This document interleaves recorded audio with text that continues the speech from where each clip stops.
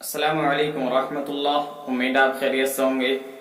मुअज़्ज़ज़ नाज़रीन, जैसे कि आपने हमारी पिछली वीडियोस में नमाज के फ़राइज़ के बारे में जाना था, नमाज के वाजिबात के बारे में जाना था, और इसी तरीके से आपने मुफ़सिदात नमाज यानी नमाज को तोड़ने वाली कौन कौन सी चीज़ें हैं इसके बारे में जाना था।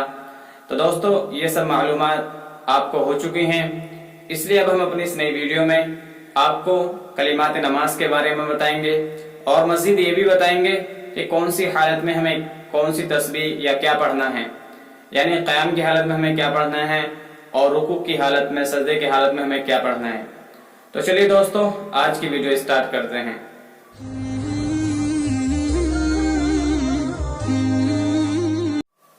बिस्मिल्लाहिर्रहमानिर्रहीम। कलिमात नमाज। जब हम नियत बांधने के लिए खड़े हों तो हमें अल्लाहु अकबर कहकर नियत बांधनी है। फिर उसके बाद में हमें सना पढ़नी है।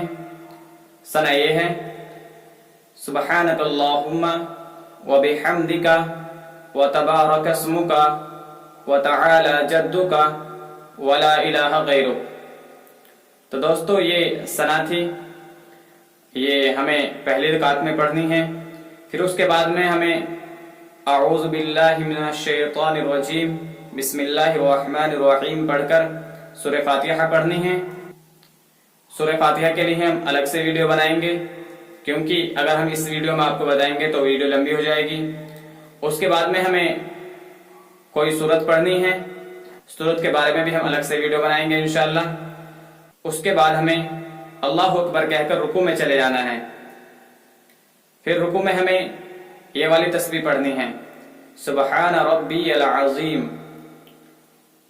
इस तस्बीह को हम कम से कम 3 बार पढ़ेंगे और ज्यादा से ज्यादा हम 5 बार भी पढ़ सकते हैं, 7 बार भी पढ़ सकते हैं और ज्यादा भी पढ़ सकते हैं, यानी इनका जोड़ ना हो, ये तस्बीह बेजोड़ हो, मजीद जितनी चाहे पढ़ सकते हैं। फिर रुकू से उठते वक्त हमें ये कलिमात कहने हैं समिअ अल्लाहु लिमन हमीदा, यानी समिअ अल्लाहु लिमन हमीदा कहकर हम रुकू से खड़े होंगे और उसके बाद ये तस्बीह पढ़ेंगे रब्बना लकल हम्द। फिर उसके बाद में अल्लाहु अकबर कहते हुए हम सजदे में चले जाएंगे और सजदे में ये तस्बीह पढ़ेंगे सुब्हान रब्बियल आला। ये तस्बीह भी कम से कम 3 बार पढ़नी है और ज्यादा से ज्यादा 5 बार, 7 बार और मजीद भी पढ़ सकते हैं। इन तस्बीह का जोड़ा ना हो, ये बेजोड़ हो। फिर उसके बाद में हमें दूसरी रकात मुकम्मल करनी है। दूसरी रकात में जब हम तशहुद के लिए बैठेंगे तो तशहुद में हमें अत्तहियात पढ़ना है। फिर उसके बाद में दरूद शरीफ पढ़ना है। उसके बाद में दुआए मासूरा पढ़नी है।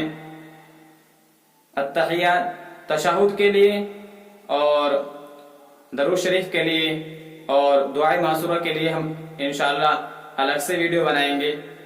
फिर उसके बाद में हमें नमाज से बाहर निकलने के लिए सलाम फेरना है और ये कलिमात कहने हैं अस्सलामु अलैकुम व रहमतुल्लाह, यानी अस्सलामु अलैकुम व रहमतुल्लाह कहकर नमाज को मुकम्मल करना है।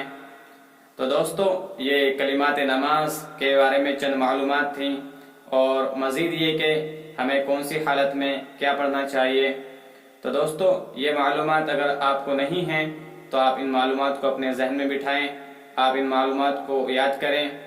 और अगर आपके किसी दोस्त अहबाब को इन चीज़ों के बारे में इल्म नहीं है तो आप उन तक इस वीडियो को शेयर करें, जिससे कि आप भी उनकी इस्लाह का जरिया बन सकें। तो दोस्तों, अगर ये वीडियो आपको पसंद आई है तो आप इस वीडियो को लाइक करें, शेयर करें और अगर आपके मन में कोई और सवाल है तो आप हमें नीचे कमेंट बॉक्स में बताएं, जिससे कि आने वाली वीडियो को हम आपके जवाबों के मुताबिक बना सकें। तो दोस्तों, आज की इस वीडियो में बस इतना ही। मिलते हैं एक नई दूसरी वीडियो के साथ, तब तक के लिए खुदा हाफिज।